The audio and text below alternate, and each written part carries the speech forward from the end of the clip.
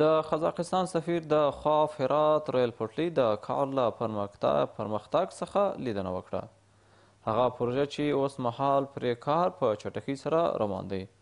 د هرات د والي ویان ټینګار کوي چې د قزاقستان سفیر به دغه ولایت ته د خپل سفر په ترڅ کې په هرات کې د قزاقستان له سوداګرۍ خونې او د خواف هرات د اورګاډي کرښې له کاري بهیر څخه د لیدنې ترڅنګ د دغه ولایت له صنعتي پارک څخه هم لیدنه وکړي. هدف از سفر سفیر قزاقستان به ولایت هرات دیدار با شیخ مولانا اسلامجار والی محترم ولایت هرات بود که در این دیدارها بحث‌های مفصل روی مسائل ترانزیتی و تجارتی صورت گرفت و همچنین هدف سفیر محترم بازدید از پارک صنعتی ولایت هرات و بازدید از خط آهن خواف هرات و همچنین بازدید از خانه تجارتی قزاقستان در هرات بود.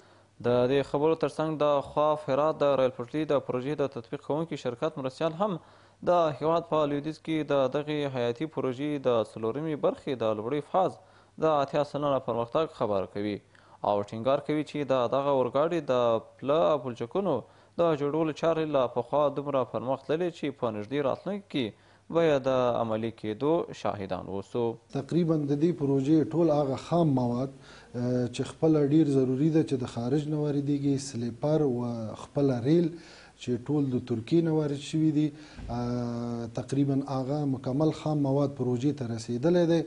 انشاءالله تعالی امید شته چې دغه پروژه بعد د نوي کال کې په 15 یا 16 میاشت کې په خیر دغه پروژه بهره بردارۍ ته موږ وسپارو.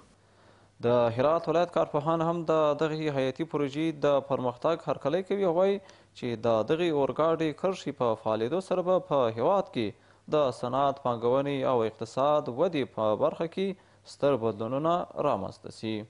انکشاف بسیار بزرگی را در رشته نقل و انتقالات اموال و مسافر به وجود میاره. افغانستان به عنوان یک چهارراه ترانزیتی عرض اندام میکنه. تمام کشورهای همسایه ما اینا خط آهن دارن و در مرزهای افغانستان خطهای از اینا قطع شده. امروز با تامین امنیتی که الحمدلله در افغانستان صورت گرفته، زمینی تمدید خطهای آهن از 4 طرف افغانستان این زمینال مساعد شده. د یادولو وړ ده چې دا مهال د خواف هرات د ریل پټلۍ د وروستۍ برخې د بشپړېدو چارې په چټکۍ سره روانې دي.